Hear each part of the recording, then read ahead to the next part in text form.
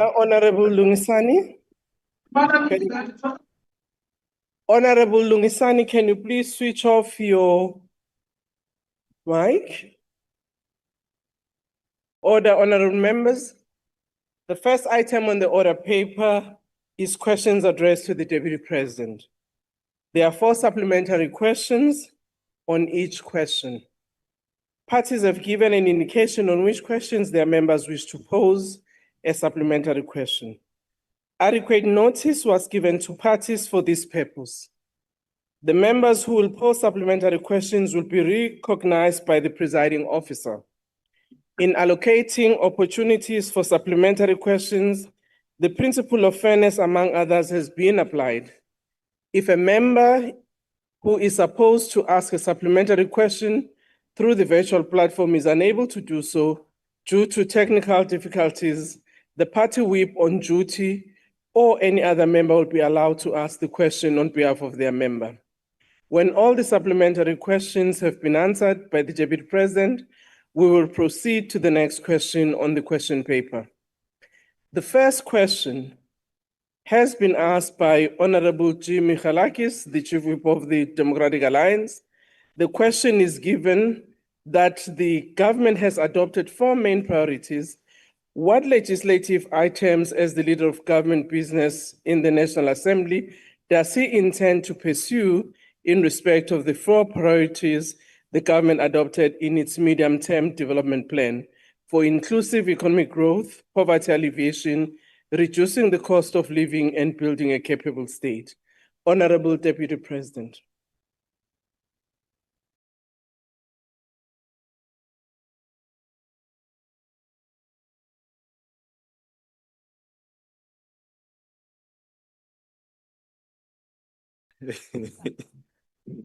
Thank you very much, Honorable Speaker. Honorable Speaker, the question posed by Honorable Michalakis, it's important as it gives us an opportunity to highlight progress made towards developing key legislative interventions and policy reforms to achieve the strategic priorities of the Government of National Unity. The Government of National Unity has adopted the Medium-Term Development Plan 2024 to 2029, which has 3 strategic priorities: driving inclusive growth and job creation, reduce poverty and tackle the high cost of living, and building a capable, ethical, and developmental state. In October 2020, government introduced Operation Vulindlela, a significant initiative aimed at accelerating economic reforms. Operation Vulindlela focuses on enhancing the country's growth trajectory and improving its overall economic performance through various strategies. Phase 1 of Operation Vulindlela achieved key reforms in the following areas: energy, water, telecommunications, and visa systems, leading to significant private investment, a more competitive electricity market, and improved mobile connectivity. This includes the passing of the Electricity Regulation Amendment Bill, which was signed into law on the 16th of August last year, and the publication of a ministerial determination and associated regulations to enable the first round of independent transmission projects. Furthermore, President Cyril Ramaphosa signed the Economic Regulation of Transport Bill into law on the 6th of June last year, establishing a new transport economic regulator. This regulator will oversee multiple transport modes, including roads, rail, maritime, and aviation, and aims to enhance coordination and transparency within the regulatory framework of the sector. In May 2025, this year, President Ramaphosa launched phase 2 of Operation Vulindlela, building on the first phase. Phase 2 of Operation Vulindlela is focusing on improving service delivery at the local government level and addressing spatial inequality while continuing with key reforms in critical sectors. Thus far, we are doing a comprehensive review of the white paper on local government. The white paper is aimed at reforming the local government system, including the introduction of a performance-based financing mechanism designed to enhance the reform of municipal and electricity services. In this regard, Honorable Speaker, the Department of Cooperative Government and Traditional Affairs, COGTA, is developing the Municipal Structures Amendment Bill, sometimes called the Coalition Bill, for Cabinet approval in the next few months. Cabinet also adopted the roadmap for digital transformation of government, which aims to moderate and modernize services through investments in digital public infrastructure. Government has made significant headways in institutional reforms to strengthen our state-owned enterprises. Through the National State Enterprise Bill, we are introducing reforms to strengthen our state-owned enterprises, focusing on improving governance, unbundling monopolies, and introducing competition to reduce costs and boost efficiency, whilst at the same time transforming SOE boards to be fit for purpose.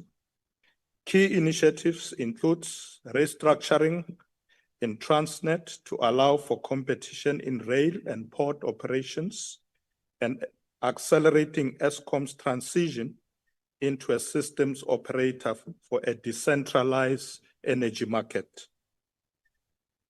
Honorable Speaker, lastly, as part of our commitment to build a capable, ethical, and developmental state, Parliament is processing the Public Service Commission Amendment Bill and the Public Service Amendment Bill to improve state capacity and professionalize the public service. On the 4th of November this year, the NCOP passed the Public Administration Amendment Management Bill, rather. The bill has been sent to the President for assent. All these reforms demonstrate our commitment to deliver on the medium-term development plan and the strategic priorities of the government of national unity. I thank you, Honorable Speaker. Thank you, Honorable Deputy President. I've been informed that the follow-up question will be taken by Honorable Nodada. Bulela Somlomo. Deputy President, as responsible partners in the game, our thinking should always be about ending poverty, growing the economy, and creating jobs for the 30 million poor, mainly Black South Africans, and the 12 million struggling in the queue of unemployment, mainly young Black South Africans. I'm from deep rural Tsolo in the Eastern Cape, where majority of the people behind these statistics have never benefited from BEE. Deputy President, the DA has tabled legislation to ensure government procurement grows our economy, creates jobs, and frees millions of South Africans locked out of opportunity, and stop the connected looting few benefiting from luxury mansions and vehicles, as you know. Leading government's business, will you stand with the millions of poor South Africans that need a leg up, or will you choose to side with the rich looting connected few? We must envision a new empowerment model for South Africa, where the test for redress and transformation is measured by ending poverty and creating opportunities for those who need it most. So the question, Deputy President, is why would you not support a policy or legislation that gives opportunities to those who need it based on a means test, rather than keeping economic opportunities only for the politically connected through the BEE? So will you support our economic inclusion legislation to grow the economy and create jobs for poor South Africans? I thank you. Honorable Deputy President. Thank you very much, Honorable Speaker. Honorable Nodada, we all want policies that ensure inclusion. Most of these reforms I'm talking about are intended to ensure exactly that. Triple BEE is currently being reviewed as well. DTI is busy looking at where the gaps are, and I'm sure that you can make an input in that process, because at the end of the day, we want legislation that will ensure that we benefit the majority of South Africans. I will not support legislation that seeks to benefit a few, as you are saying. We want to benefit the majority of the people, and to the extent that there may be weaknesses, let's correct that. Let's make amendments. That's why there's this review. There's no need to ditch the legislation and introduce something else, but let's refine it and make sure that indeed it can ensure the inclusivity that all of us are looking for. I thank you, Honorable Speaker. Thank you, Deputy President. Honorable N.A. Gcaleka Mazibuko.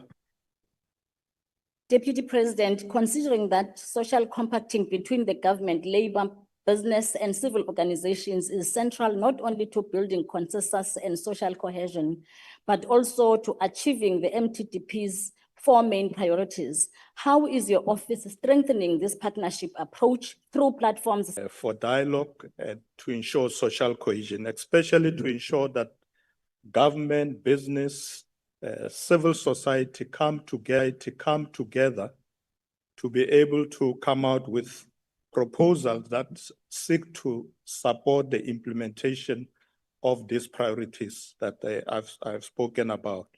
Of course, it's important that before we pass legislation in Parliament, that we engage NEDLAC. Because once you get the consensus at the level, it's very easy to ensure that we can pass the legislation that will indeed help us to accelerate the process of transformation.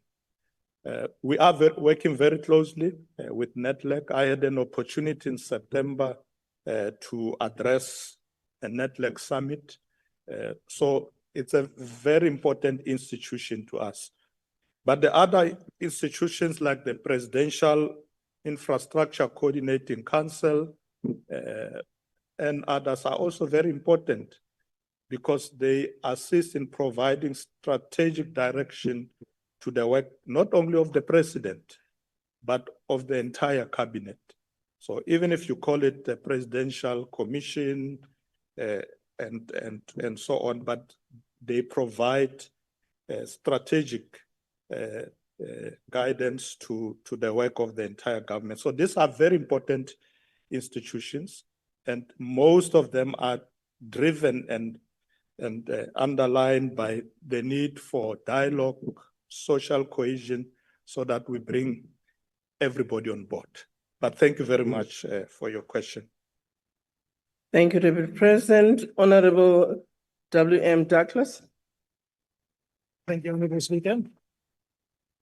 Honorable Deputy President, thank you for your reply. With respect, your answer highlights intentions and makes more empty promises, but it does not address the widening gap between the 4 stated priorities and government's actual performance in implementing them.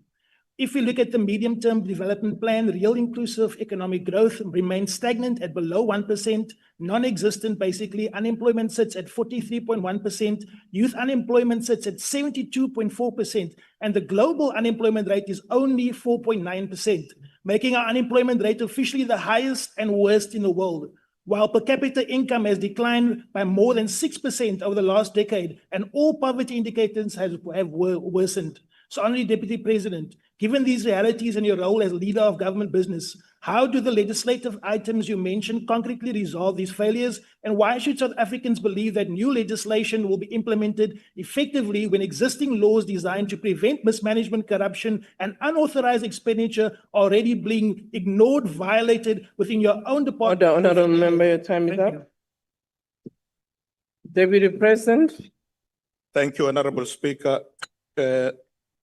Honorable Douglas, the plans that government have put in place are being implemented as we speak. So the MTDP, Medium-Term Development Plan, is not just a plan. We have ensured that it's actually an implementable plan with clear timeframes that have been put. So all the ministers, government departments, agencies have clear timeframes in terms of the implementation. As leader of government business, one of my responsibilities is to ensure that we fast track the implementation of legislation, follow up with ministers, but we don't end there, because at the end of the day, legislation must make impact in how we change the lives of our people, particularly poor people. So it's not just the issue of coming with laws all the time and not tracking the impact of these laws. We do exactly that. So what I was saying in this answer is that in order to implement these priorities that the government of national unity has decided on, there is a need for legislation to be put in place in a number of these sectors, as I mentioned, in energy, in water, and so on. And those must be fast-tracked, they must be tracked, they must be monitored, and they must be reviewed when necessary, so that we can make sure that we don't have empty slogans, but real implementation. Thank you very much for your question. Thank you, Honorable Maimane. Thank you, Deputy President. The unemployment stats came out today. They indicate that unemployment is on the rise, and we're clear that the majority of the people unemployed happen to be Black. As it so happens, Deputy President, I was in the Eastern Cape, and I want to say this to you, that part of the reasons why people are unemployed is because they don't have an education that empowers them for their future. So if you are Black in the Eastern Cape and poor, the probability of your education is simply weak. We also know that an economic problem is the fact that there's policy uncertainty within the GNU. There are certain members who say we must look at redress one way, and your party says another way. Now, I welcome that you are reviewing BBBEE, but in that review, I want to ask, can we not focus BBBEE on the education, particularly of Black children? And in that case, if that be so, would you not argue that those who don't support that view maybe should not be serving in your cabinet of government of national unity? Thank you very much. Deputy President. Thank you very much, Honorable Speaker. Thank you very much, Honorable Maimane, for supporting the review. We do urge everybody to support the review.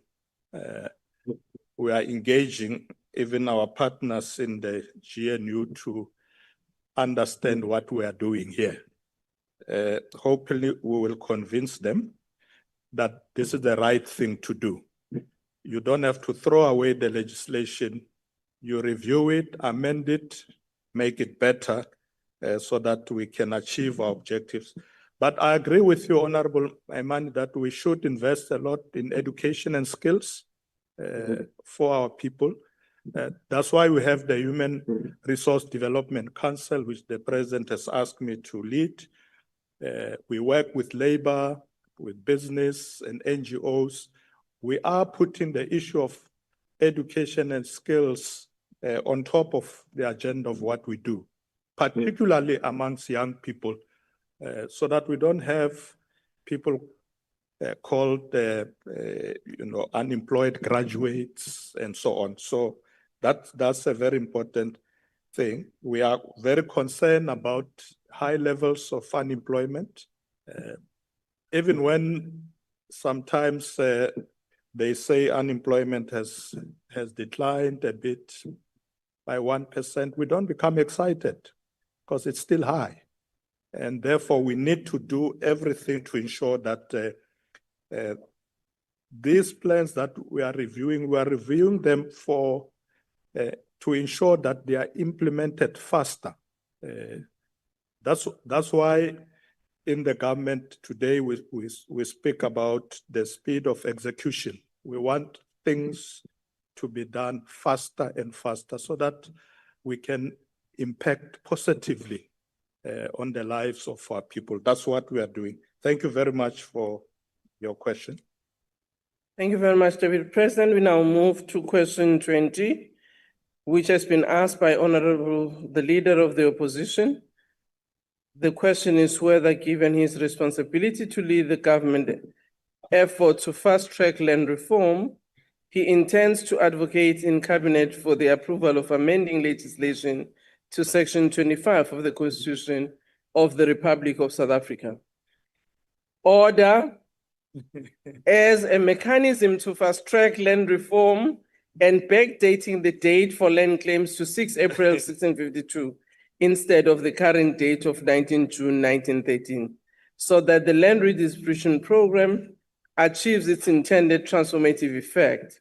If not, what is the position in this regard? If so, what are the relevant details in each case? Deputy President.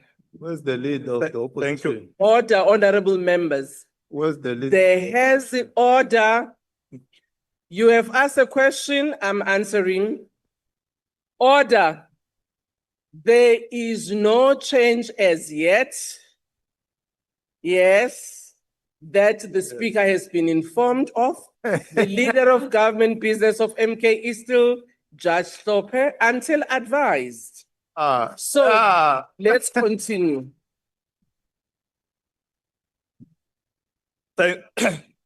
Honorable members. Where's the judge? Honorable members, we are meeting on hybrid. So we might as well ask all other members who are supposed to be here, where are they? If that's the idea, but for now, we have members who have been asked to make follow-up question to the question that has been asked. Honorable Deputy President. Thank you very much, Honorable Speaker.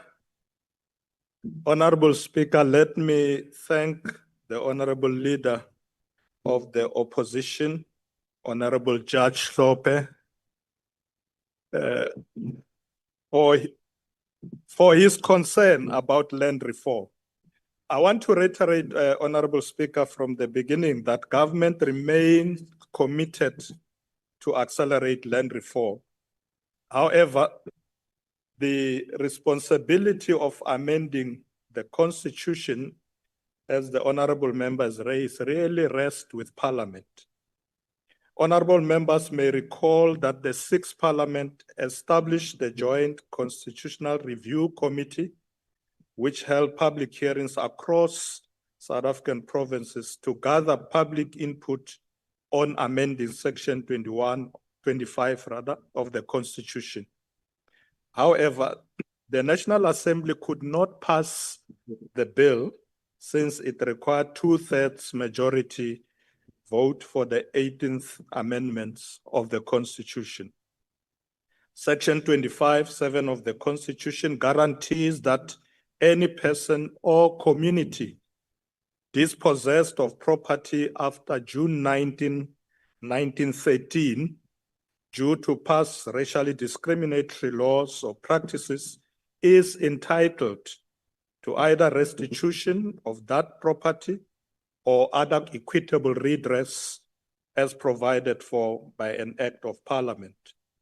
This provision forms a critical part of our land reform and restitution process as it addresses the injustices from the apartheid era and beyond.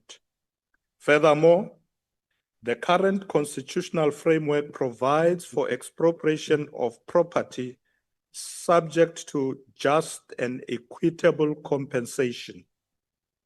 To this end, on the 23rd January 2025, President Cyril Ramaphosa signed into law the expropriation bill, which repeals the pre-democratic Expropriation Act of 1975 and sets out how organs of state may appropriate land in the public interest for a variety of reasons.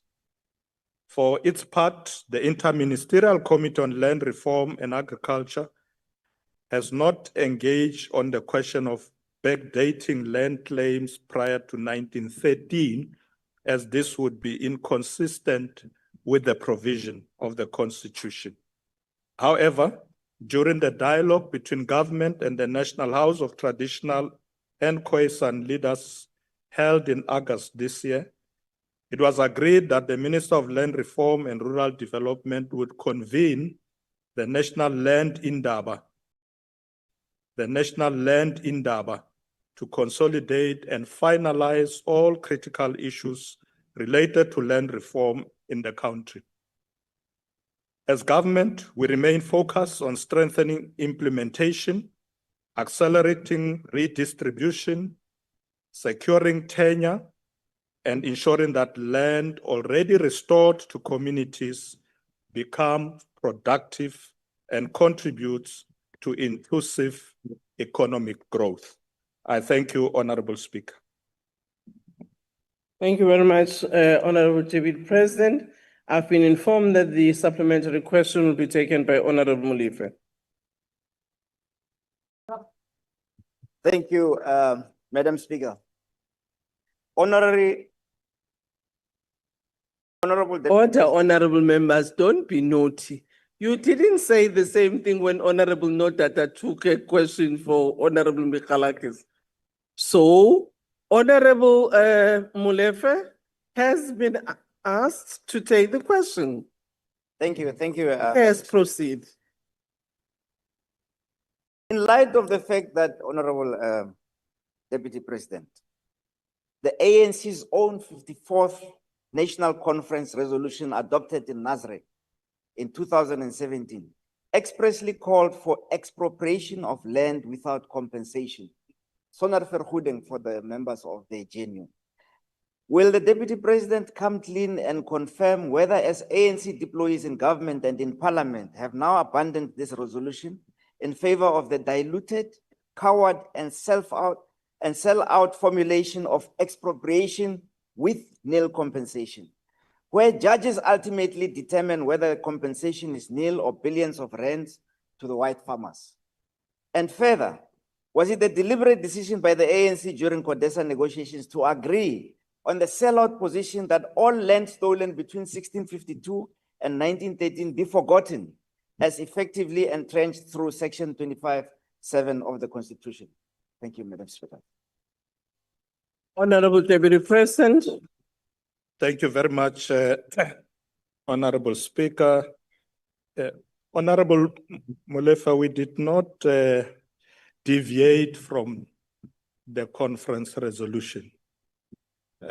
When we came to Parliament to pursue that resolution, we had to engage all other parties.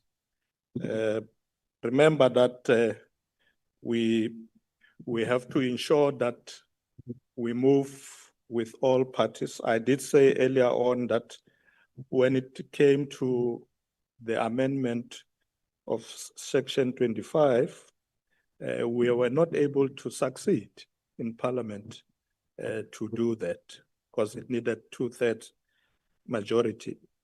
But we went further as the ANC to ensure that we have a way in which we can continue to expropriate land. There are circumstances, as you correctly say, where nil compensation is accepted, and that is guiding all government institutions. So land is being expropriated, and where appropriate, and we don't have to pay, particularly because it's for a public good, that is happening. And as we speak today, we are Our only challenge is that we need to move faster. And I'm happy to report that we're beginning to see a much faster movement. We are pushing much faster to expropriate land, guided by what Parliament has decided on. We need to operate within that framework. We can't deviate from it unless it's changed by Parliament. That's how we are going to continue to work. But yes, our people need land and we will provide them with land. That's much we are committed to. We will not deviate from that. Thank you very much, Honorable Speaker. Thank you, Deputy President. Honorable Piri. Ndi a livhuwa mudzulatshidulo. Muḓadza President, mbudziso yanga ndi ya uri ndi mbekanyamushumo dzifhio dzine muvhuso wa u ṱavhanyisa mavu a u ṋetshedza nahone u swika zwino vha khou ita mini, zwi khou tshimbila gai? Muvhuso wo vha wo tea u sa khou ṱavhanyisa u ṋetshedzwa ha mavu na nga u shumisa mulayo wa u dzhiulula mavu une wa yelana na tshiteṅwa tsha 25 tsha ndayotewa sa izwi vha zwi amba uri muphuresidennde vho saina sa mulayo wa shango une wa tendela u dzhiwa ha mavu, u ṱavhanyisa u ṋetshedzwa ha mavu. A si tshone tshifhinga na muḓadza muphuresidennde uri muvhuso nga matavhi awo mararu une wa vha ri zwi vhidza nga tshikhuwa uri local, provincial and national, u dzhiulule mavu u itela u ṱavhanyisa zwa u ṋetshedza mavu kha vhadzulapo na ndi a livhuwa. Thank you, Honorable Member. Your time is up. Deputy President. Thank you, Honorable Speaker. Ndikolebua Bopiri. Chivenda cham achikoba buti. Chiona achikoba buti. So I understand, Honorable Speaker, that Honorable Piri is concerned that about fast-tracking land reform, particularly to ensure that we can reverse the legacy of 1913, where land was dispossessed, particularly from Black people. I want to confirm, Honorable Piri, that we are doing that. We are fast-tracking land reforms. There are a number of people who have received farms now in various parts of the country. You were concerned about what's happening in the provinces as well.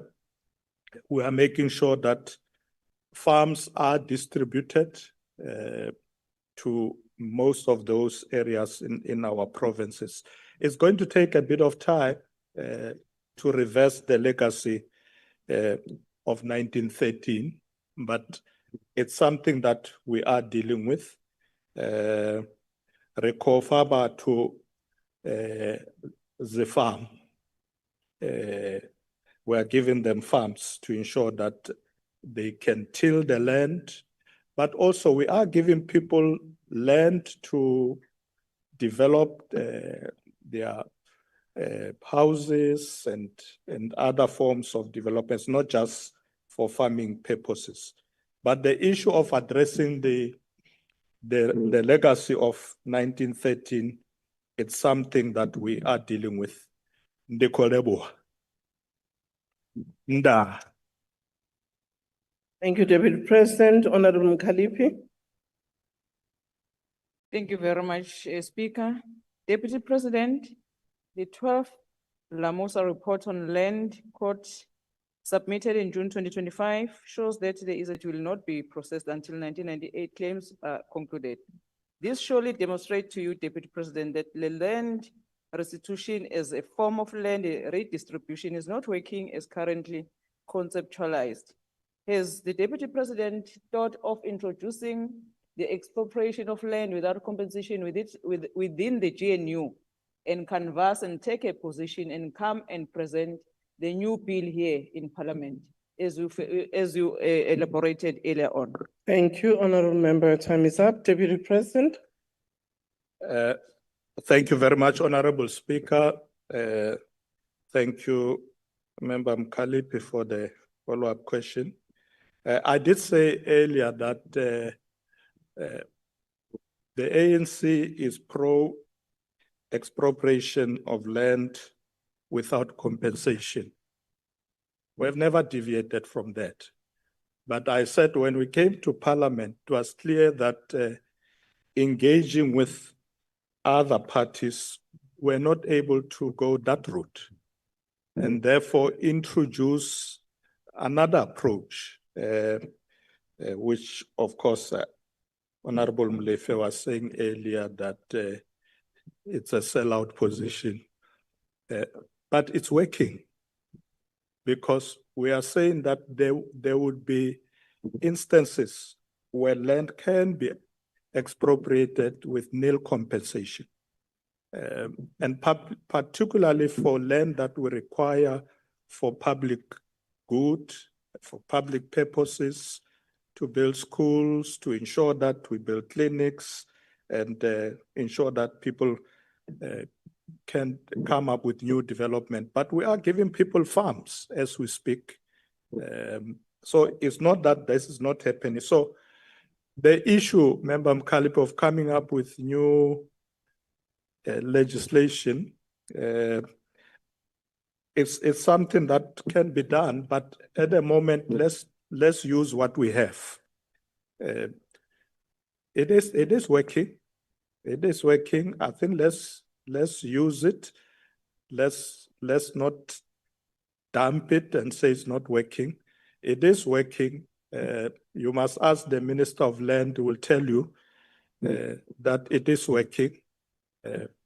The Minister of Land Reform will tell you it's working. I've been out there with him, giving communities and people land in various parts of our country. And as I said, all we need to do is to move a bit faster. It is working.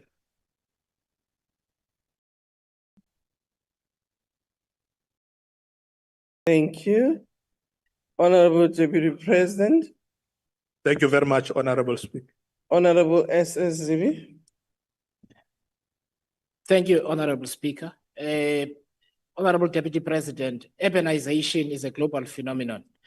It also is happening here in South Africa, which means millions of South Africans move to or closer to urban areas where they do not have any land on which to build their own homes and to settle. What is government's plan to stay ahead, to catch up with the rate of urbanization, and then stay ahead of the urbanization rate so that when South Africans move to urban areas, they do not have to suffer the indignity of being evicted or having to stay in informal settlements? Thank you. With the President. Thank you very much, Honorable Speaker. Indeed, Honorable Zibi, many people are moving to cities. And it's not just a South African phenomenon. You find it all over the world. People believe that a better life is in the cities. And when they get there and don't get employment, then they start building shacks. That's why you have a proliferation of informal settlement in provinces like Gauteng, the Western Cape, and to some extent KZN, in areas like Durban. You find people moving in. Our plan is that land must be released and developed to settle people. Now, one thing that I've noticed is that many of our people believe that you can only deal with the homelessness of many people who are coming from rural areas through RDP housing. But it doesn't have to be that way. Many people do accept, if you develop land, make sure there are basic services like water and so on, people do settle and they build their own homes. So In short, I can say what needs to be done, and I know the Minister of Housing has got this program called Rapid Land Release. It's exactly for that purpose, so that we can deal with the mushrooming of informal settlement. And sometimes people settle on land that is not suitable. But if government provide the land, develop it properly, we will be able to guide urbanization. Otherwise, people will then, settle on flat lines, and then we have problem of floods and so on. So the Rapid Land Release Program will deal with that challenge, and it is happening as we speak. Thank you very much, Honorable Speaker. Thank you very much, Deputy President. We now move to the next question, question 21, which has been asked by Honorable D.E. Mpapane. The question is, given that the majority of communal property associations, commonly known as CPAs, are dysfunctional and are struggling due to lack of government support, resulting in the deterioration of these institutions, which carrying aging leadership of over 55 years old, indicating a generational gap and lacking younger leadership to drive these associations forward, while also beset with internal factionalism, mismanagement, and corruption, they remain critical stakeholders in land reform programs. What strategies has he therefore implemented in his effort to fast-track land reform and overcome the imminent specified challenges faced by CPAs? Order, Minister Kodongane, which have led to the failure of various land reform programs that negatively impacted the productivity and success of land reform efforts. Deputy President. Thank you very much, Honorable Speaker. Honorable Speaker, government recognizes that communal property associations, CPAs, remain central to the success of our land reform program. Therefore, the question posed by the Deputy Chief Whip of the ANC, Honorable Mpapane, regarding the functionality of CPAs, it's important as it highlights the need to focus on these critical enablers for our land reform program. However, CPAs around the country are facing substantial governance and operational challenges because of internal disagreements that are limiting their efficacy and preventing beneficiaries from reaping the economic benefits of land reform program transfers. To address these challenges, President Cyril Ramaphosa signed the Communal Property Association Amendment Bill into law on the 30th of September last year, which amends the 1996 Communal Property Association Act. In terms of this new legislation, land under the control of CPAs will be owned by residents who are members of associations and not by the leaders of the associations themselves, but every member of the community should be part of the ownership of the land. This act also established a communal property associations office, which will be managed by a registrar of communal property associations to improve oversight and administration. These changes aim to address challenges, enhance member rights, and improve the management of communally owned properties in South Africa. To this end, the acting registrar was appointed on the 1st of April this year, while the permanent office is being established through a fit-for-purpose structure that will support this mandate. In this regard, government has placed emphasis on ensuring that every CPA become a sustainable, transparent, and inclusive vehicle for community ownership, thereby fulfilling the constitutional goal of equitable access to land for all South Africans. Through the Department of Land Reform and Rural Development, government is implementing practical support for communities, which includes the following measures: training and governance audits to help CPA committees meet compliance standards, form part of a single coordinated approach under the work of the Interministerial Committee on Land Reform and Agriculture. It is therefore incumbent upon all key role players, including members of CPAs themselves, to perform their functions in a manner that advances the interests of their members and communities at large.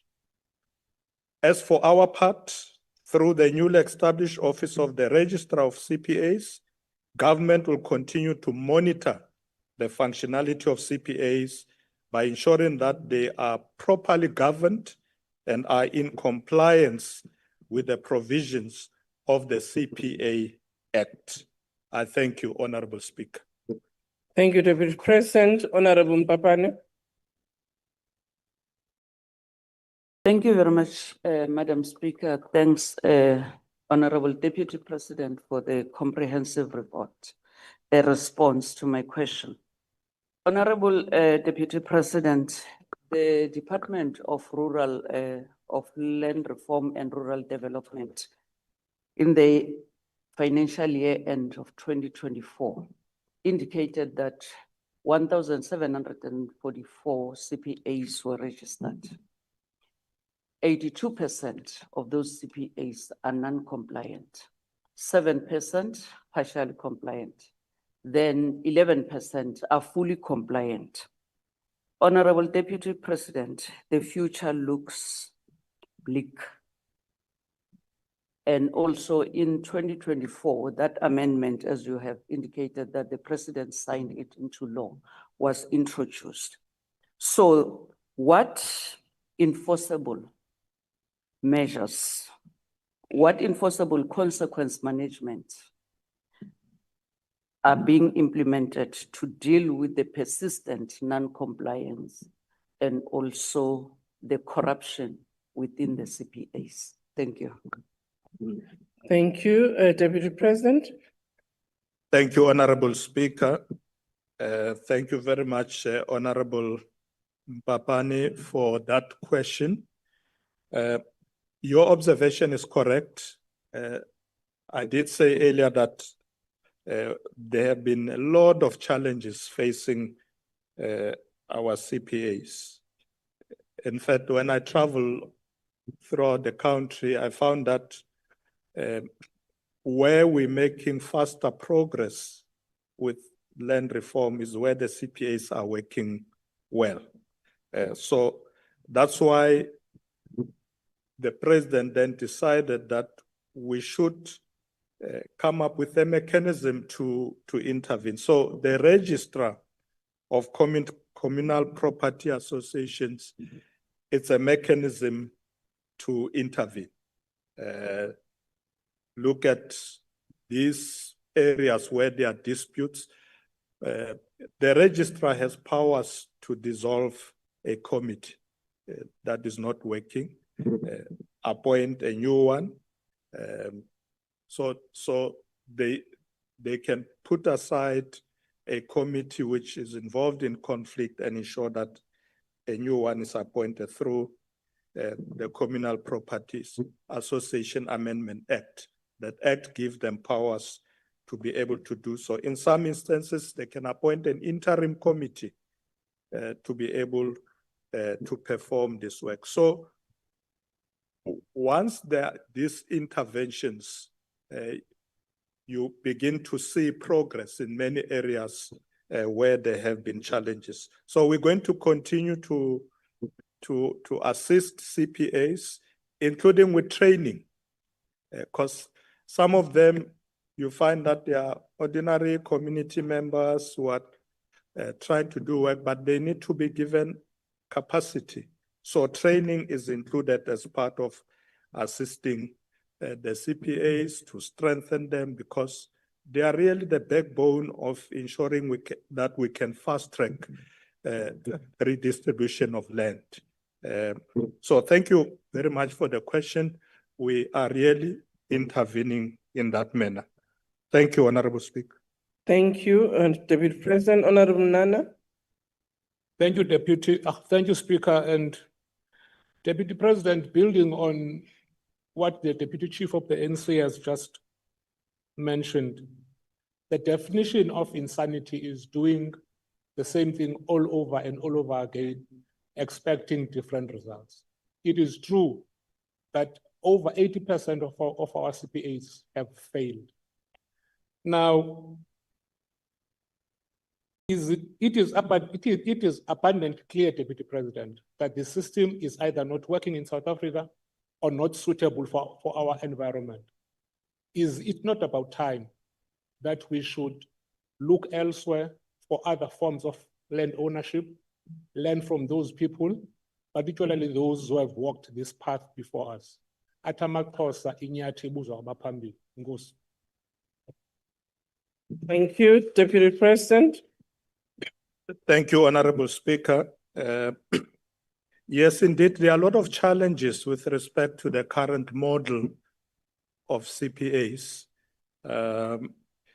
You know, when we started with this program, obviously we thought it would be smooth sailing, but there are challenges when you begin to provide land to people. And most of these challenges, they come from families and so on, you know, who's the rightful owner of the land, communities. So it's true that we must continue to look at whether there are best models elsewhere that we can use. Currently, the Minister of Land Reform is busy with that to ensure that we can see how we can improve. But we are trying our best to ensure that we resolve the problem. That's why the Act was amended to bring in the registrar to ensure that we don't have to waste time. If people can't work together, we can dissolve, put in a new committee and move ahead. We will continue to pay special attention because the issue of land is very important to us. We want people to get lands. Funa abantu bawufumana umhlaba. Mabawufumana. Sayilungisa lento. Bawufumana umhlaba. Honorable Maxine. Yeah. Siyabonga, Honorable Nan. Thank you, Honorable Speaker. Thank you. Others don't know who Honorable Maxine is. It's Honorable Mkalipi. Honorable Khadebe. Thank you, Madam Speaker. Honorable Deputy President, recognizing that the limited productivity of communal property associations threatens both local livelihoods and national food security, what comprehensive strategies and measurable interventions has government implemented to ensure that CPA managed land contributes effectively to agricultural output, supports rural job creation, provides market access for small-scale producers, and strengthens food security across all provinces as part of an integrated national land reform and rural development program. Thank you. Thank you, Honorable Deputy President. Thank you very much, Honorable Speaker. Thank you very much, Honorable Khadebe, for the follow-up question. When we go around looking at the programs of land reforms, I've come across some very important initiatives that are working. So it's one thing to train people, which we are doing, but some of the initiatives that are working very well is when emerging farmers and established farmers are partnering. And I've seen a lot of those programs in the Free State, in Mpumalanga, working very well. When we're in Bethlehem, emerging farmers who are planting apples and exporting them to Europe in a partnership with other farmers. Very successful model. Same thing in Mpumalanga I've seen in the Free State and also in KZN. So we are encouraging that as well because we want this initiative to be productive. You know, when people get land, we don't want land to lay fallow. We want the land to be used, to be productive, and so on. The last thing maybe to say on the issue raised, Honorable Khadeb, is that it's support for emerging farmers. We have noticed that in the earlier years, government would give people land and not provide support continuously. And I'm not saying we should babysit people, but we must just be conscious that we must be there for a while, look at what they're doing, where they need help, kind of support, and so on. So we're looking at the combination of all these things so that these people who receive land should not fail. But I agree with you that it's important that we need to ensure food security, we need to ensure productivity, and we can do it if government is there and giving support. And I can assure you, we are doing it. Thank you, Honorable Speaker. Thank you, Deputy President. Honorable Mashatile. Thank you, Speaker. Khotso, Mafrika Deputy President. In the view of the persistent challenges confronting communal property association, including weak governance structures, limited technical and financial support from the state, and the prevalence of aging leadership that exclude younger and more skilled generations from decision-making processes. These challenges have led to poor land productivity, community disputes, and the collapse of many restitution projects. What specific measures has the government introduced to reposition CPA's functions and sustainable institutions that can effectively manage restituted land and contribute to rural economy transformation? Kanimambo. Thank you, Deputy President. Thank you, Honorable Speaker. Khotso Morenaka. Taba o e buang e botlhokwa haholo. Haholo taba ya hore re tlise batho ba batjha. Ke le ka e bua peleng gore se re qadile taba eo.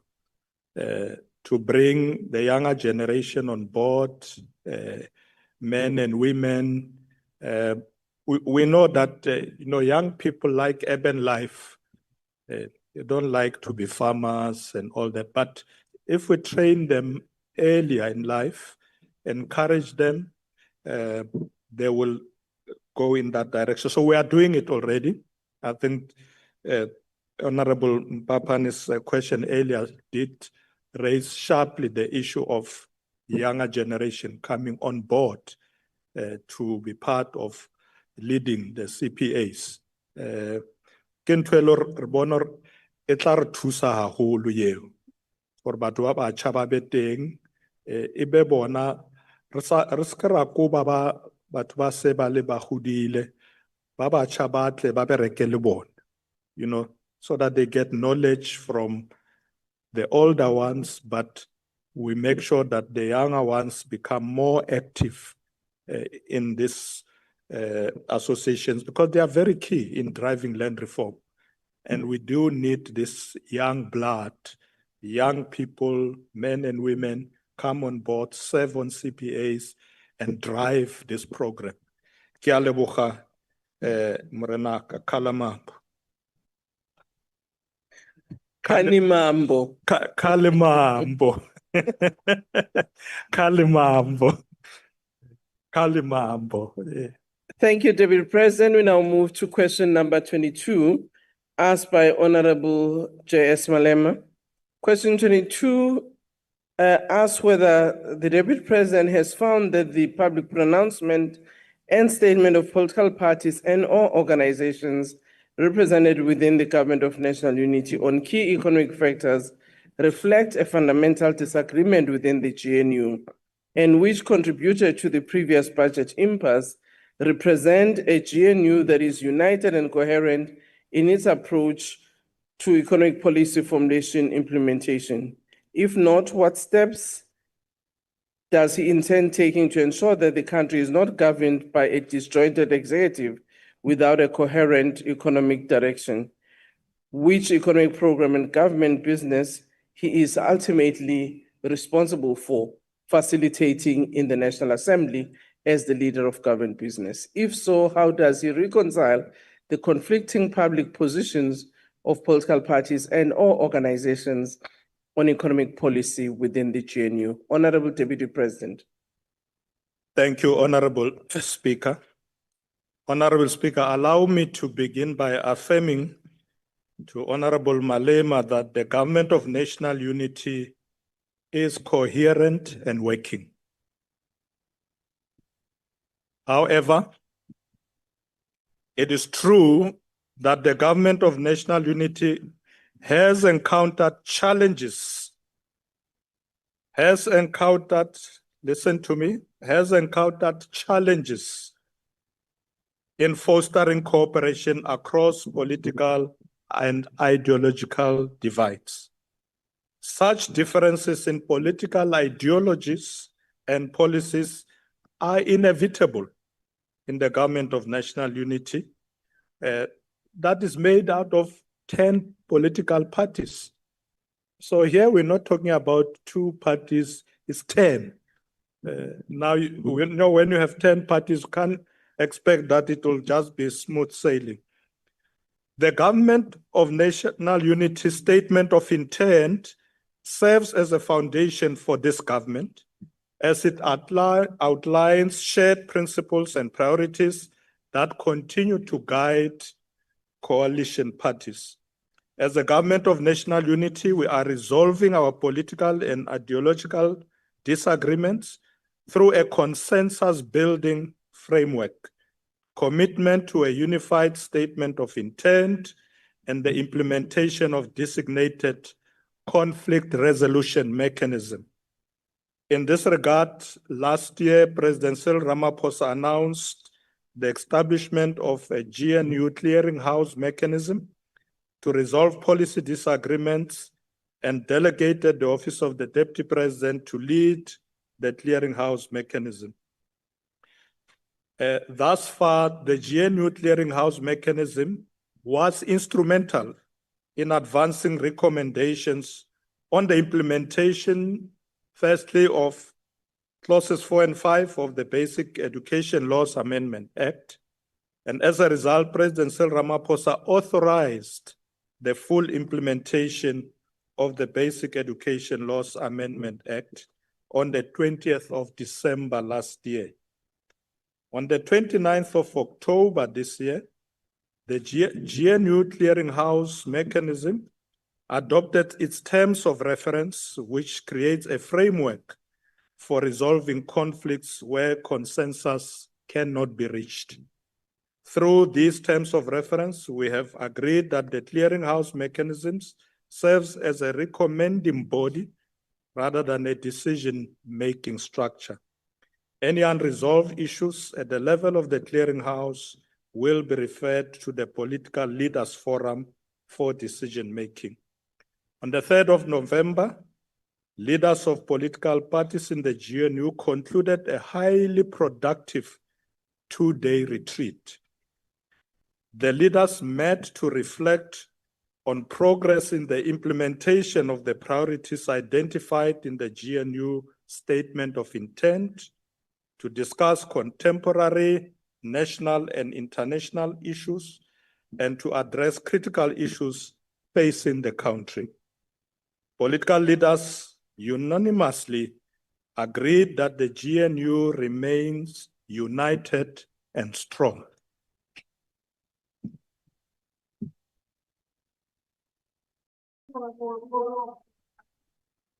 Order. Order. Order, honorable members. Wait, let's allow the Deputy President to finish. No, he has eyes, he is seeing. Thank you. Honorable members, I'm not done. Yes, Deputy President, I was just saying thank you to the members who are making noise to say you do have eyes. You can see who's clapping, who's not clapping. So they mustn't direct you. Deputy President, you can proceed. The leaders also reflected on the budget process for 2025. Together, we have committed to ensure more efficient collaboration when formulating budgetary priorities and frameworks, having learned valuable lessons from the previous experience. So there won't be fights about budgets this time. The leaders have met. Honorable Speaker, the GNU remains focused on key priorities to enhance the South African economy. Order, honorable members. You will have an opportunity to ask a supplementary question. Yes, you can ask a supplementary question. It seems they are not happy when the GNU works well. Order, honorable members. Can we allow the Deputy President to finish on that answer? Honorable Speaker, the GNU remain focused on key priorities to enhance the South African economy, including rapid and inclusive economic growth.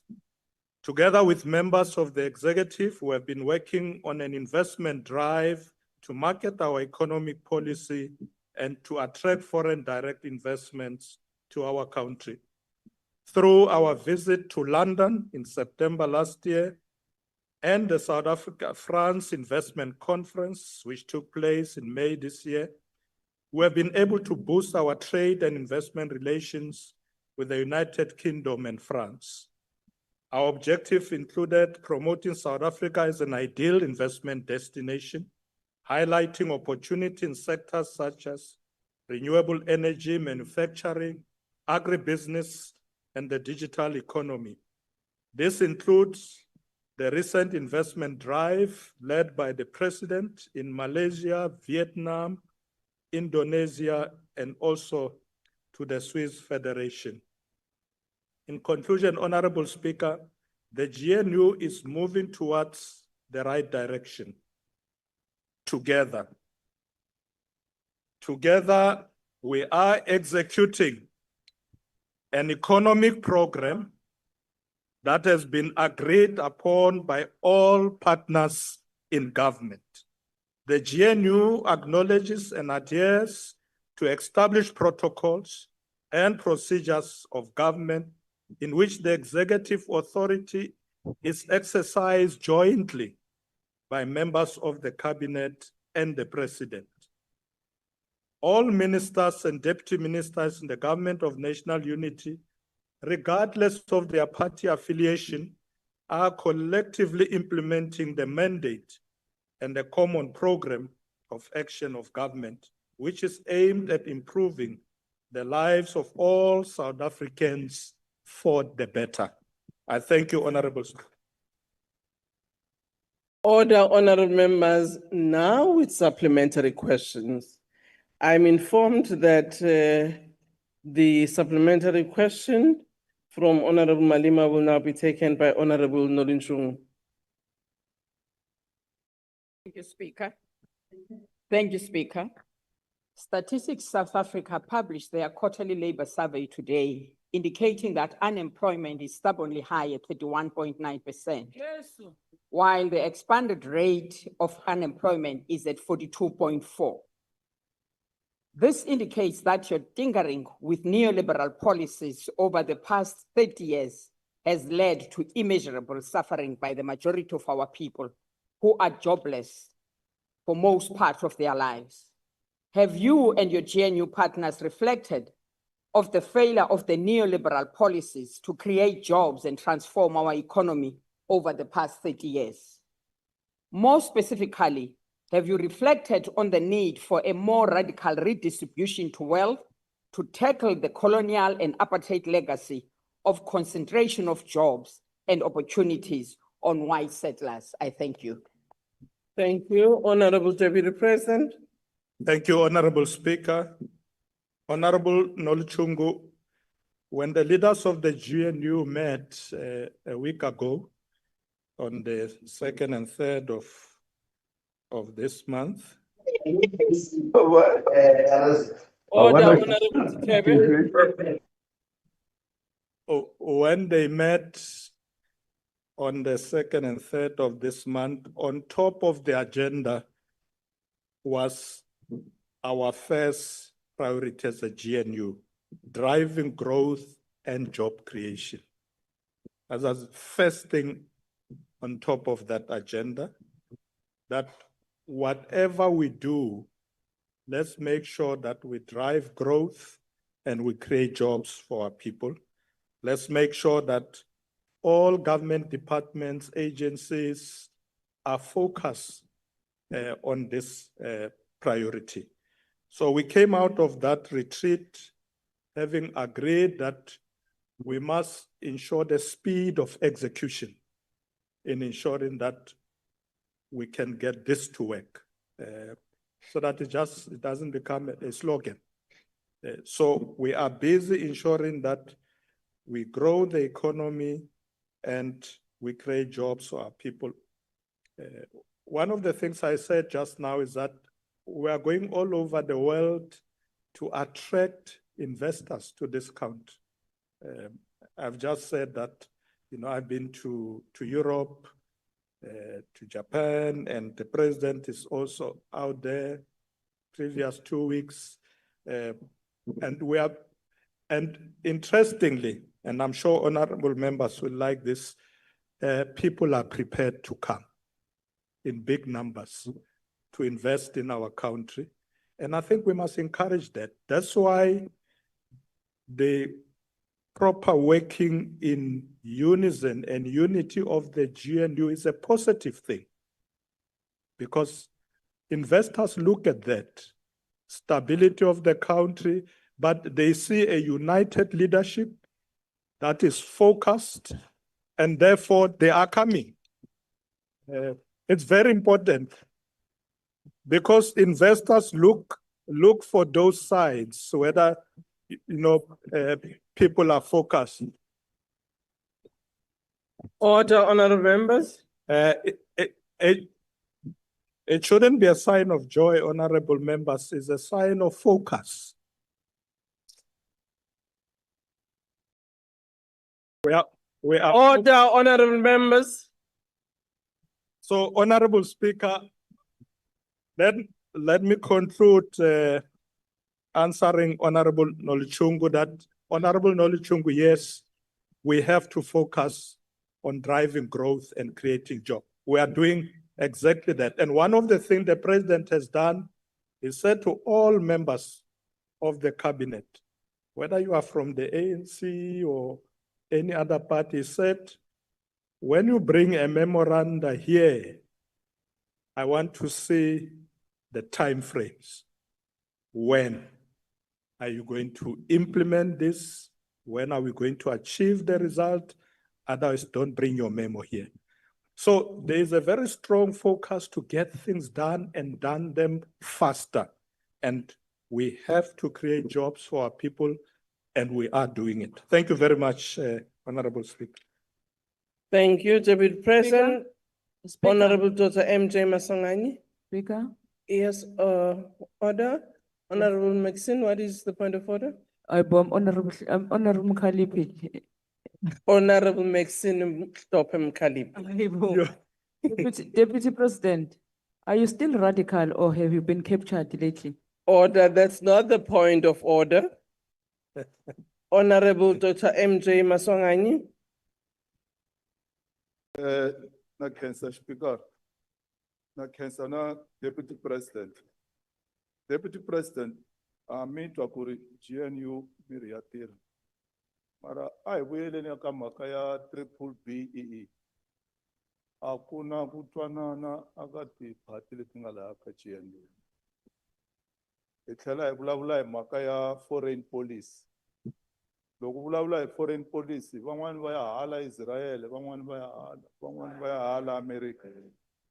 So, ehenhla ka terms of reference of the clearinghouse mechanism, mi lava ku swi endlisa ku yini ku va na stability ku fikela laha na ti-investors ti vonaku hi vulavula hi nomo wun'we hayi van'wani va ya America va ka va suka hala va fika va badmouth the country mara va ri vona ti-member ta GNU.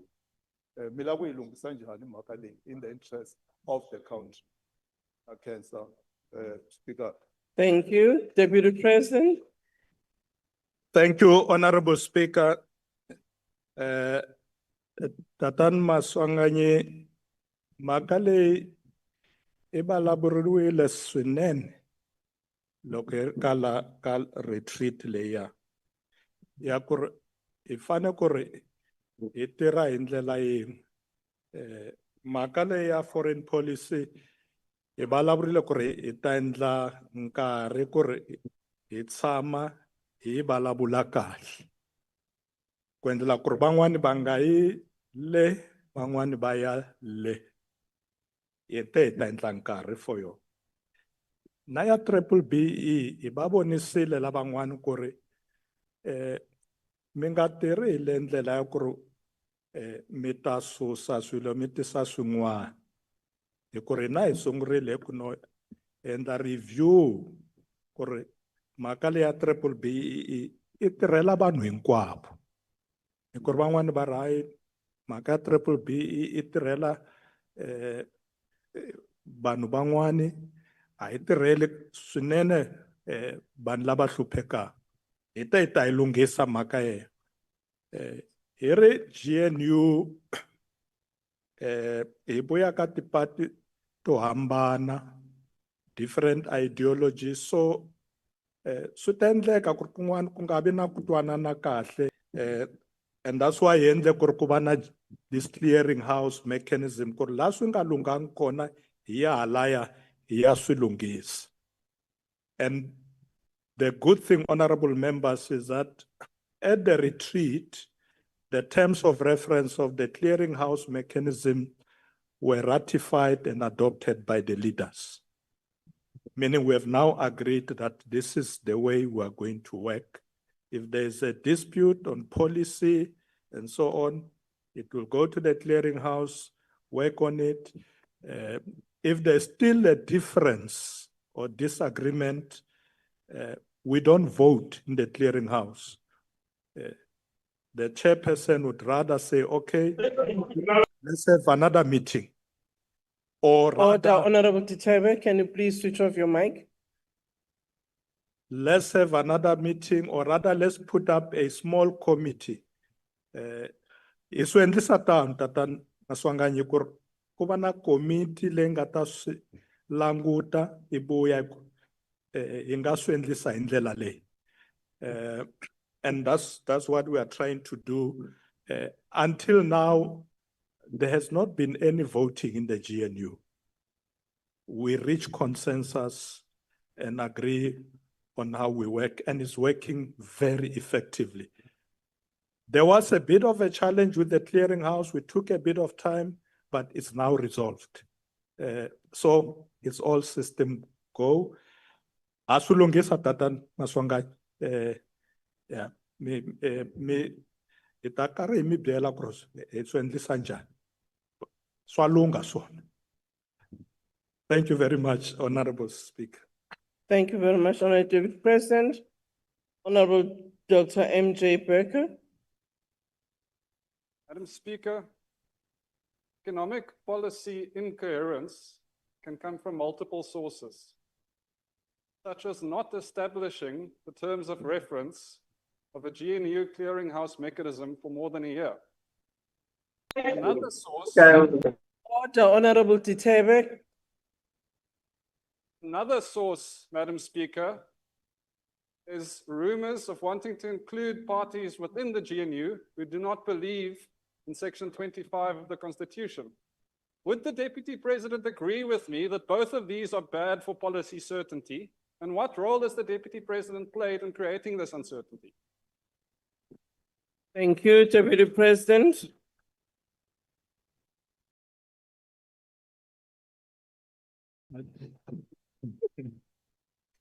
Now, why do you want to answer for the Deputy President? Order, honorable members. Deputy President? It seems somebody is answering for me already. Thank you very much, Honorable Speaker. In fact, Honorable Becker is asking me a question that I've already answered, in a sense that I did say that we have resolved the clearinghouse mechanism. All you could say is that, yeah, it took too long. Yeah, yes, we agree, it took too long. But it has been resolved. That's the point I'm making. And it has been resolved not through voting. We had to find one another. And we've done so. So we are happy that it has been done. Now we are focusing on implementation. There may be areas where we don't agree, and we've agreed in the mechanism that there will be instances where we agree to disagree, but the country must move forward. Nobody will keep the country back because there's something they don't agree with. People must learn to make compromises so that the country can move forward. The GNU is working very well. Order. Thank you, Honorable Speaker. Thank you, Honorable Deputy President. I think members have a takeaway word today, focus. Honorable R.A. Trolley. Speaker, Honorable Deputy President, the previous budget impasse came about because GNU partners couldn't agree on the budget. And that impasse led to, amongst others, the chairperson of the Finance Committee, the ex-Secretary General of the ANC, coming to us, our support for the fiscal framework. And they made all sorts of commitments that the VAT would be scrapped before the tabling of the next budget. Those commitments didn't really materialize because it was poorly handled. The Minister of Finance was overseas. Commitments made weren't honored. And then the Minister of Finance had to go to court, on the steps of court, settle with their main GNU partner and the EFF, who claimed Pyrrhic victories at your expense. Is the medium-term budget policy statement set to be presented tomorrow without embarrassing incident as before, due to the ingrained divisions in the GNU? Or will your newfound unity and focus prevail? Order, honorable member, your time is up. Thank you, Deputy President. Thank you very much, Honorable Speaker. Honorable member, we have found one another. So don't be worried about anything. Order, let's allow the Deputy President. The questions, Deputy President, that come from the side. I did say earlier, if you were listening to me, that we have learned from that experience. I'm not sure what happened in the morning, but we have learned from the previous experience. And remember, GNU's success is not lack of disagreements, but rather the ability to be able to forge ahead with consensus. And that's what we are doing. So honorable members, don't be worried about the budget or anything. We are going forward. We have agreed. Thank you very much, Honorable Speaker. Thank you very much, Honorable Deputy President. Indeed, in the morning, for honorable members, which I nearly forgot, we were advised that the MK party have reinstated Honorable Makubela as the chief whip of the party. Congratulations, Honorable Makubela. We now move order. Order, honorable members. Order. I do think sooner you will have your nice end of the year speeches and, you know, talk to each other about how it was during the year. We now move to question 23, which has been asked by Honorable Hadebe to the Deputy President. The question is, in the light of the growing influence of organized drug cartels across the Republic, which threaten the Republic's national security and community safety, what concrete step is the Cabinet Committee on Justice, Crime Prevention and Security taking at a national level to strengthen the coordination amongst law enforcement, intelligence and border agencies to dismantle the criminal networks and curb the flow of drugs in the Republic? Honorable Deputy President. Thank you very much, Honorable Speaker. Honorable Speaker, let me welcome this critical question by Honorable Hadebe. Through the Cabinet Committee on Justice, Crime Prevention and Security, JCPS, government is implementing a single nationally coordinated plan to counter the drug threat by combining intelligence, prosecution, and border enforcement. The JCPS committee provides strategic direction for policy and planning through the National Drug Master Plan, which sets out the national strategy for reducing supply, demand, and harm, and is jointly implemented together with the social protection cluster. With respect to law enforcement, the Directorate for Priority Crime Investigation, the HAWKS, targets serious corruption, organized crime, and commercial crime. Drug manufacturing and dealing fall within this mandate, with the South African Narcotics Enforcement Bureau serving as a specialist section for investigating serious drug-related cases. The National Priority Crime Operational Committee brings together the heads of the National Prosecuting Authority, that's the NPA, the Financial Intelligence Center, the Special Investigating Unit, the South African Revenue Service, SAPS Detective Service and Crime Intelligence, and the NPA's Asset Forfeiture Unit. Given the global nature and extent of the drug problem, South Africa continues to collaborate with partners at the regional, continental, and global levels, particularly to curb cross-border drug trafficking and strengthen law enforcement. In this regard, SAPS and the HAWKS host multiple liaison desks that enable real-time collaboration with foreign counterparts for cross-border operation and intelligence exchange. This collaboration is underpinned by mutual legal assistance agreements with various countries around the world. This helps to secure evidence and support extraditions.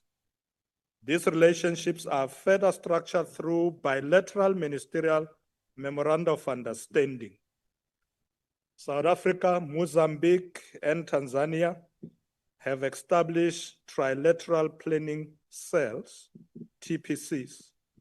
The TPC was created to coordinate cross-border and transnational operations to counter the illicit flow of heroin and methamphetamine, or sometimes called crystal meth, along the southern route, which links West Asia and East Africa and beyond the Southern African Development Community, which is the SADC region.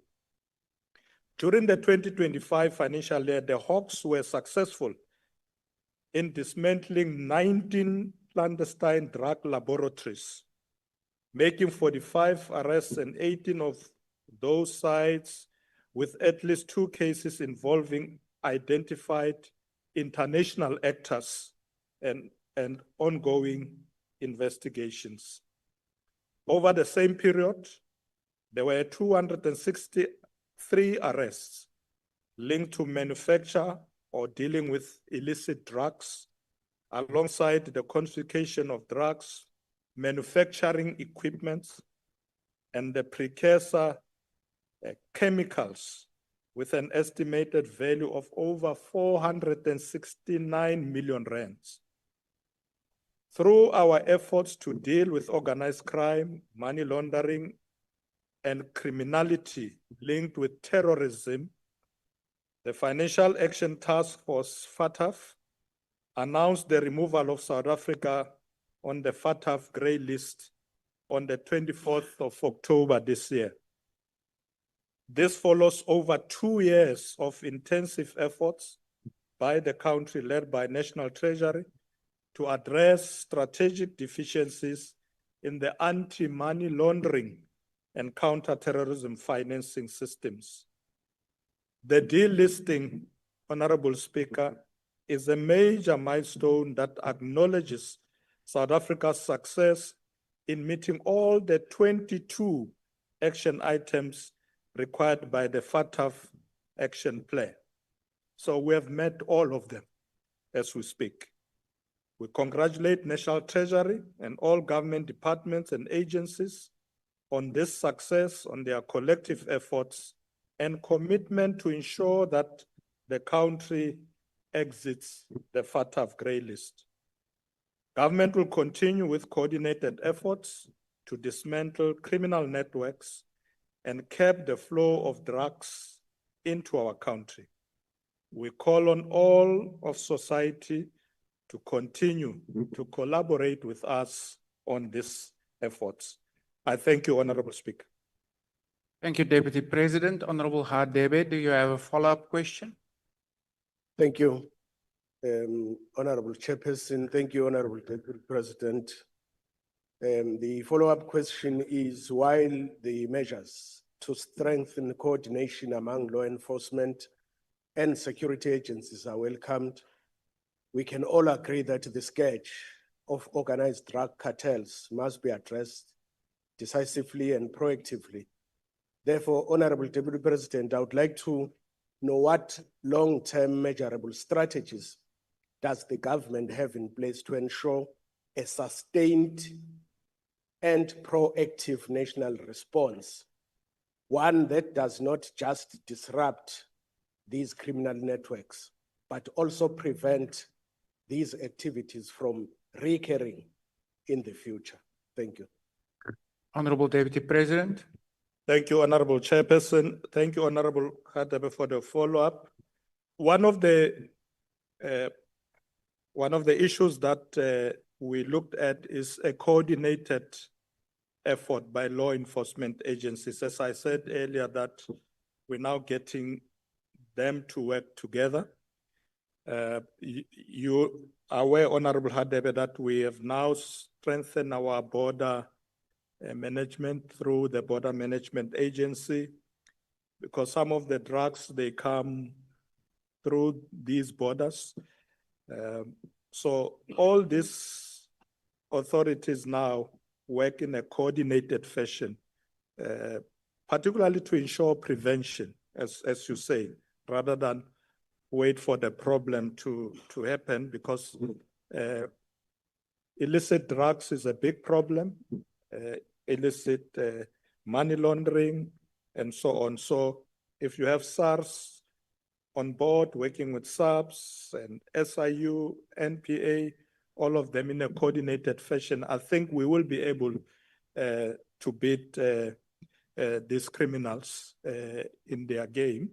So that's really what we are doing, but also well-funded efforts for these agencies of government. So they do have, I won't say they have sufficient resources, all of them, but because of coordination, I think they are able to pull their resources together to able to deal with this problem. Thank you very much, Honorable Speaker. Thank you, Deputy President. Honorable Denner, you may ask the second follow-up question. Thank you, Chairperson. Deputy President, the proliferation of synthetic drugs and the emergence of new psychoactive substances pose a significant challenge to law enforcement efforts. What steps are being taken to address the evolving nature of drug trafficking, including use of the dark web platforms and cryptocurrency, and how is the government investing in capacity building of law enforcement agencies to stay ahead of these emerging threats? Thank you, Chairperson. Thank you, Honorable Deputy President. Thank you very much, Honorable Chairperson. Honorable Dinner, as I said earlier, that the coordinated approach is the most successful one. We do see results. We are ensuring that these agencies of government are properly funded to do their work. And we will continue to monitor the results. We do now have in the presidency a minister responsible for monitoring, evaluation. So we look at our programs, we evaluate them.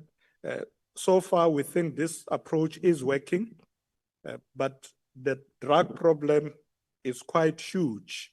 And it's something that might take us a bit of time to get rid of. We may not get rid of it completely, but I think with the efforts we have now, we are going to make sure that we prevent drugs coming into our country or being manufactured in our country. You have seen in some of the provinces where we're able to discover actual factories manufacturing drugs. So we're using intelligence as well, so that as Member Hadebe said earlier, we must ensure prevention. So with intelligence, we are able then to know in advance or be able to infiltrate the syndicates and be able to find them wherever they are. So these measures are working and we are going to continue monitoring them. Thank you very much, Chairperson. Thank you, Deputy President. Honorable Swart, you may ask the next follow-up. Thank you, House Chair. House Chair, the ACDP commends government on the delisting from the FATF grey list, and this is a huge step in the right direction. There are other ways as well, Honorable Deputy President, such as asset forfeiture of the proceeds of crime, which can result in crime not paying. Secondly, strengthening whistleblower protection. And we saw the tragic death of Babita Deokora. Would the Honorable Deputy President consider these as well as the very important issue relating to porous borders, which we know is a way that drugs come into the country, and given the resources that SAPS has to border management, which still have to be transferred? Chair, I appreciate I had a few questions there, so I am in your hands. Thank you.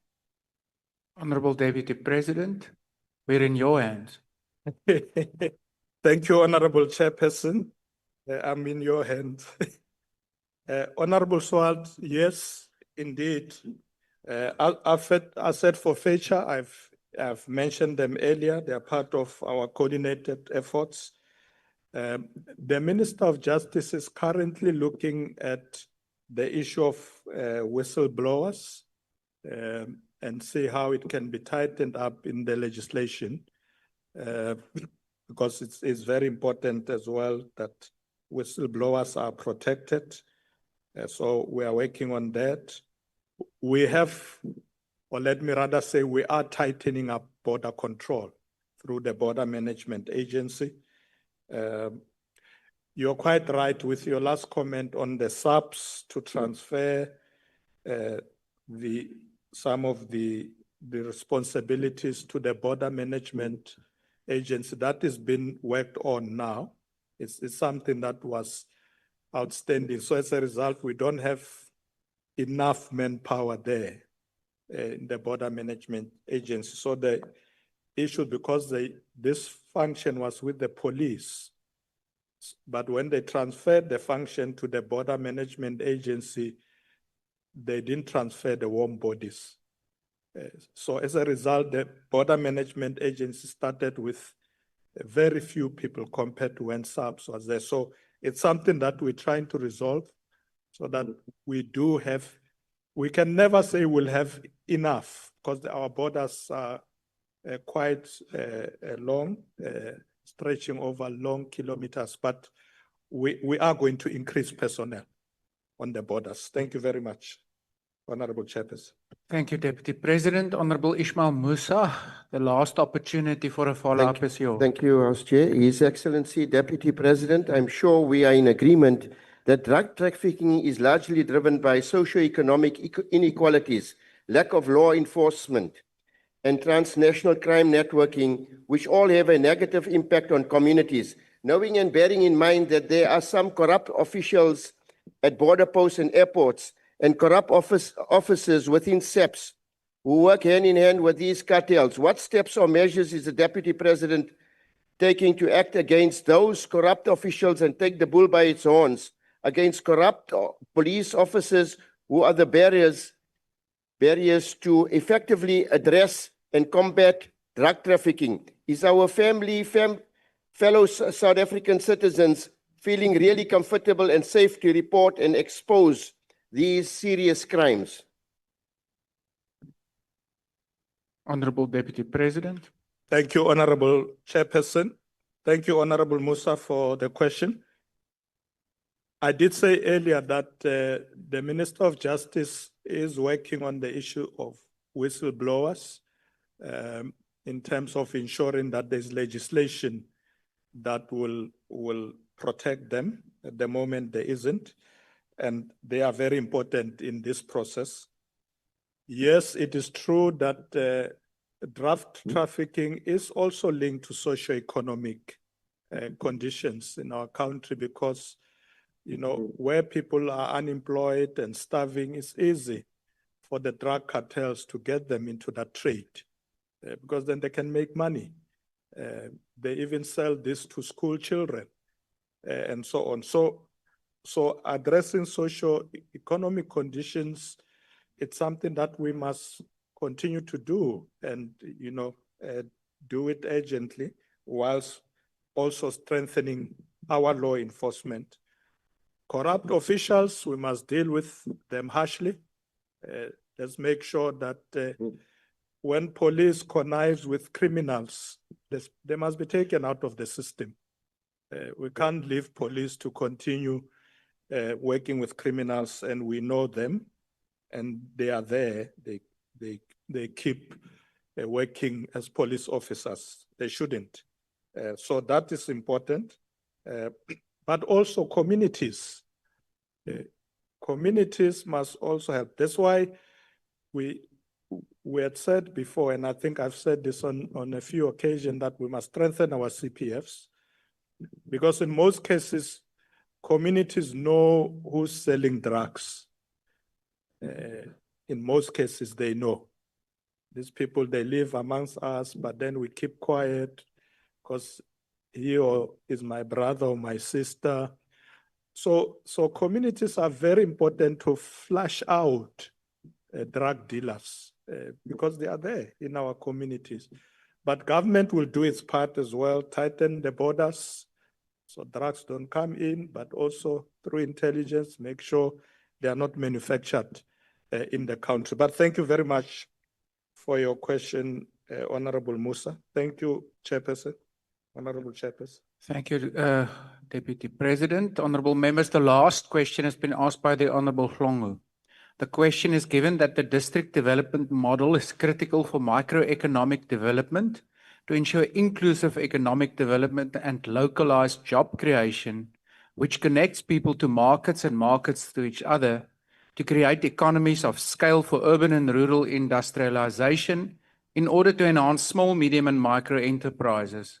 What progress has been made to date in the development of the district development model, and what are the critical challenges to overcome to ensure the successful implementation of this model? Honorable Deputy President. Thank you very much, Honorable Chairperson.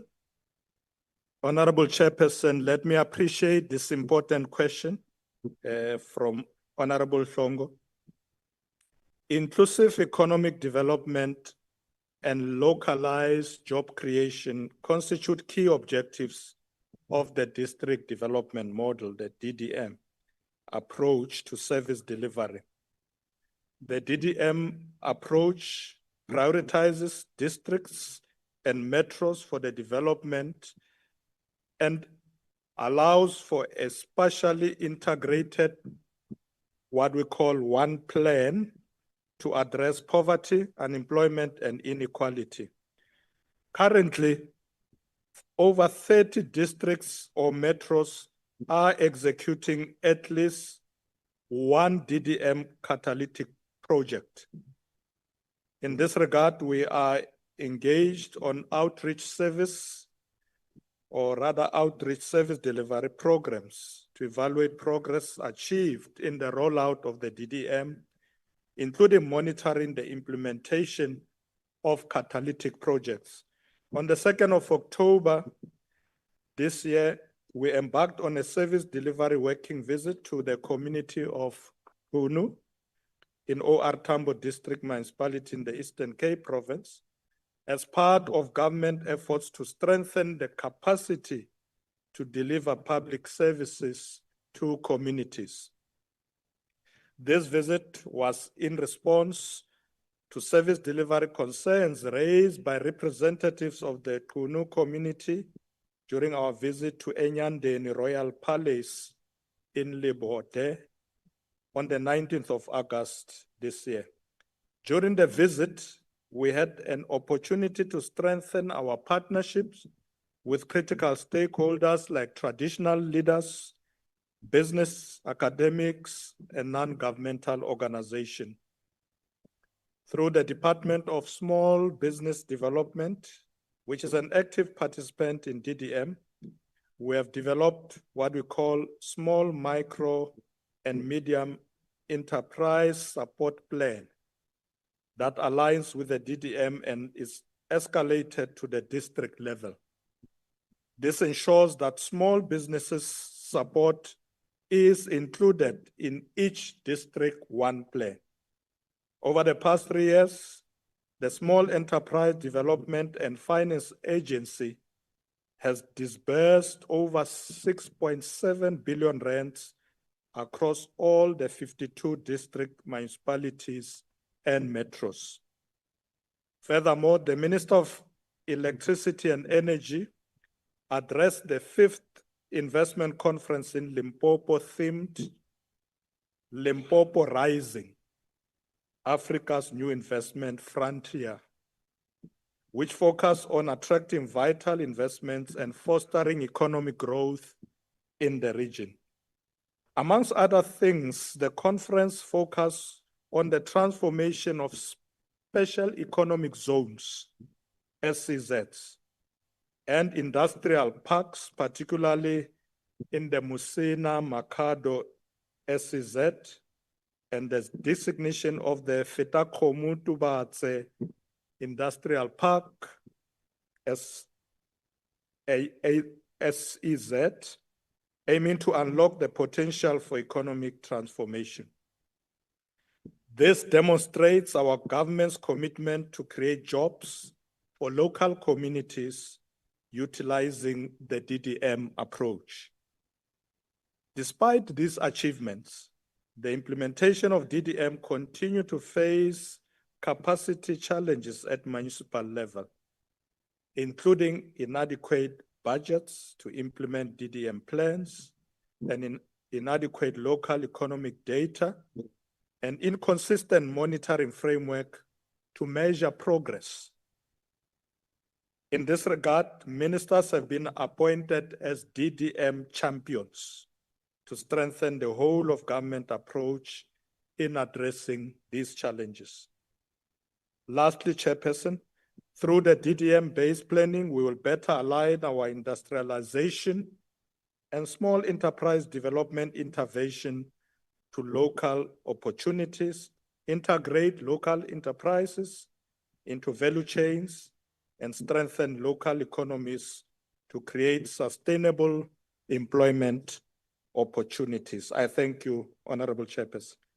Thank you, Deputy President. Honorable Hlongo.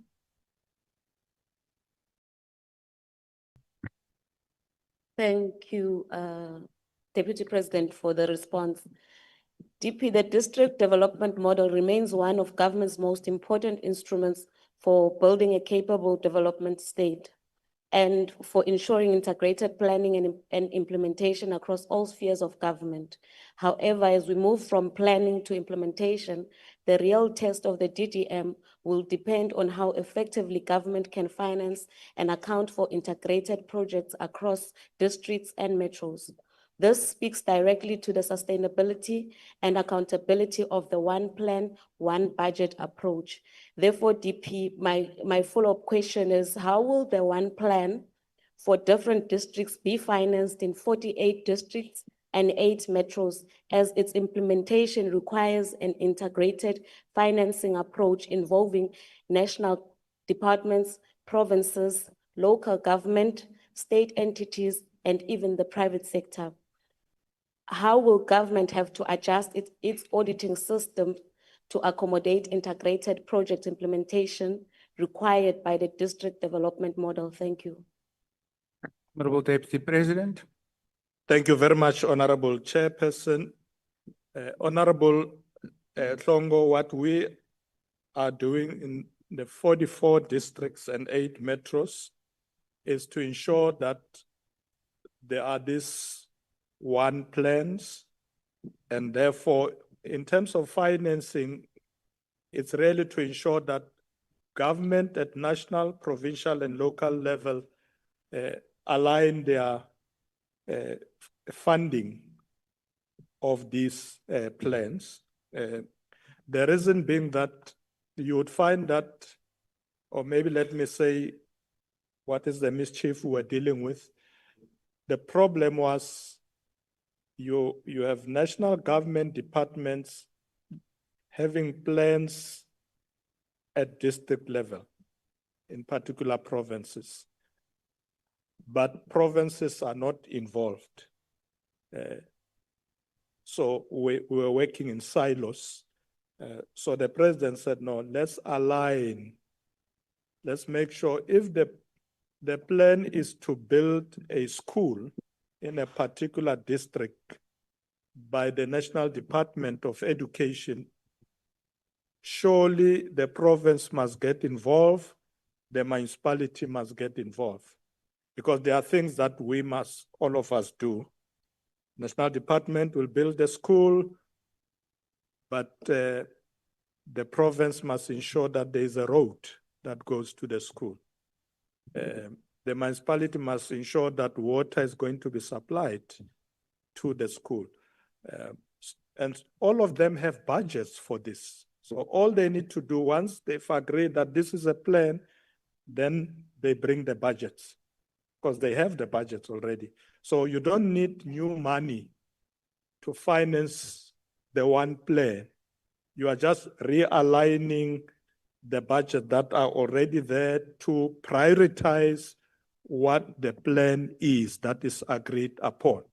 So that's really what we are going to do. We're going to end silos and ensure that funding is aligned. You don't want a situation where the school is built, there's no road going to a school because the municipality says, oh, well, we were not aware that building a school was a priority, so we have not budgeted for that. Or we can't bring water into that area because we are busy elsewhere. So this is forcing the whole of government approach in doing things. And that's really what we're trying to do. Kens. Honorable Chance, you may ask the next follow-up. Thank you, House Chair. Deputy President, the district development model continues to be presented by the ANC as a silver bullet to improve service delivery and economic development for South Africans. Yet since being piloted, we have seen very little change. The one-stop shop initiative that was intended to cut red tape and support small business is being held captive by the very same problems the DA has warned about: cadre deployment, bureaucracy, and the lack of consequence management for underperformance. With so many municipalities, even under the DDM pilot sites, that are either dysfunctional or under administration, How do you intend to ensure that the one-stop shop initiative doesn't become another quick fix that doesn't fix anything? Importantly, Deputy President, what specific interventions will you implement to end card redeployment, ensure accountability, and ensure that professionals are appointed to drive the ease of doing business initiative so that SMMEs actually benefit and jobs ultimately are created? Honorable Deputy President. Thank you very much, Chairperson. Honorable Member, the DDM is not a quick fix solution. It arises out of long-term planning.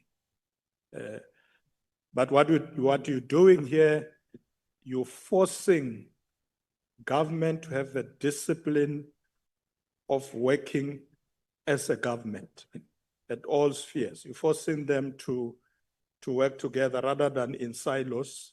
Because we have seen in the past where, you know, and I'll make an example that many of you may have come across.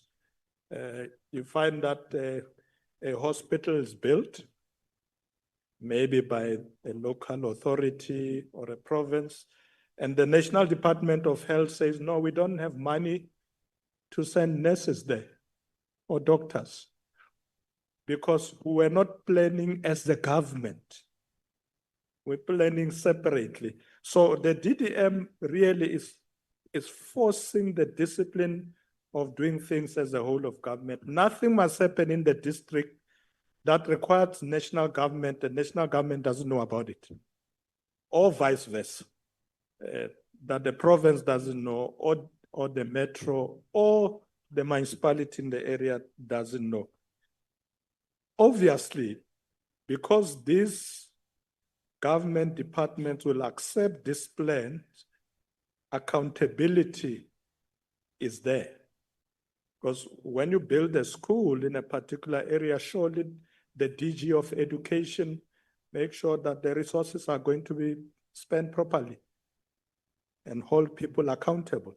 Same as a province, same as a municipality. So accountabilities are there, but we have also now agreed, as I said earlier, let small businesses also benefit from the work we are doing. So we're bringing them in as well. So we're not going to leave SMEs behind. They are going to be part of this initiative to benefit from what we are doing. The government officials, the DGs, the city managers, they must ensure accountability. That's their job, where resources of the people are spent. And we are going to make sure so that, because once you have proper systems, you can make sure that there is no room for corruption and all malfeasance. And that requires the officials to do their work, the DGs, the city managers, the provincial DGs, DGs of departments, and so on. But this is the best way to get government at all levels to work as government, rather than 101 entities. Thank you very much. Thank you, Honorable Chairperson. Thank you, Deputy President. The next follow-up is to be asked by the Honorable Mwali.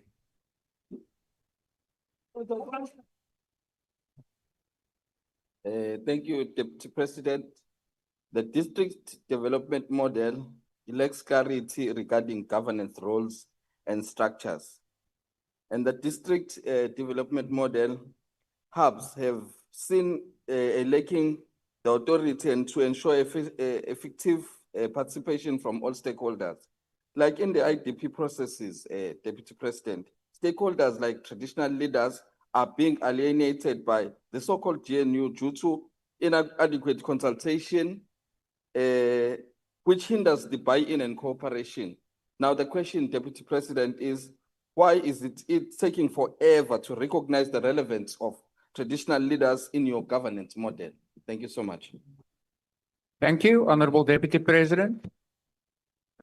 Thank you, Honorable Chairperson, Honorable Mwale. In fact, we have solved that problem. Yeah, I personally did. Yes, remember, one of my responsibility given by the president is to work with traditional leaders. And in fact, I recall very well that it was in 2024 when I was in KZN, where traditional leaders raised this sharply, that where do we fit in the DDM approach? And I said, no, you are right. In fact, you are part of it. We're going to make sure that when we say who are the role players in the DDM, we don't leave the traditional leaders behind. It may well be that maybe there's some area where you have noticed the lack of this. We're going to fix it. Just whisper to me where that place is. But in principle, it is done. The traditional leaders are part of the DDM. You can't leave them behind, because when you go to rural areas, you can't say in the rural areas, oh, we're coming to build a school here, and the traditional leaders are not part of that. It can't happen. That's how we should work. So thank you for raising again. I'll also ask my office to check if there are some areas in our country where traditional leaders are left behind. They shouldn't be. We must work with them. Thank you very much for the question. Thank you, Honorable Chairperson. Thank you, Deputy President. The last supplementary question will be asked by the Honorable Matopa. Thank you, House Chair. The DDM was introduced with the bold promise of transforming how government coordinates development across local, district, and provincial spheres. It was meant to integrate planning, accelerate localized economic growth, and support SMMEs through better market linkages and district-level industrialization. However, several years into the rollout, the results remain uneven and in many areas deeply concerning. Deputy President, considering persistent governance failures, capacity constraints, and corruption at municipal level, what concrete mechanisms are in place within the DDM to ensure financial responsibility and consequence management so that funds earmarked for local development actually reach communities and SMMEs? Thank you. Thank you, Honorable Deputy President. Thank you very much, Honorable Chairperson. Thank you, Honorable Matopa, for the follow-up. You see, the good thing with the DDM is that in itself, it's not an institution. It's a mechanism. That's why we call it the DDM approach. So accountability lies in the institutions. When money has to be used, the DG takes responsibility with the DDGs, the chief directors. So does the city manager and all the managers, right down to the municipality or a district municipality. So this is an approach of saying, bring your efforts together. Let's prioritize together. But the budgets are in the institutions. So you'll never find some funding sitting somewhere and someone saying this is the DDM budget. It doesn't exist. It's in the institutions. And that's why it's easy to force accountability, because there's no money goes, the money goes to the projects. So once the project is agreed upon by all spheres of government, they fund the project. They take responsibility for that. They account for that. They audit for that. They ensure the right people are appointed, that the right reporting mechanisms, so that you don't have resources being wasted by any of the players in the DDM. But the best thing with the DDM is that we are now forcing the discipline of prioritizing, of aligning, and making sure that we can make an impact in the way we deliver services. That's what we're doing. We'll continue to perfect it. Remember, it's a new concept that the president started a few years ago. So we'll continue to perfect it as it goes, but we're getting it right. Thank you very much, Honorable Member, for your question. Thank you, Honorable Chairperson. Honorable members, that concludes questions to the Deputy President, and we thank the Deputy President for being with us this afternoon. Honorable members, the Secretary will now read the first order of the day.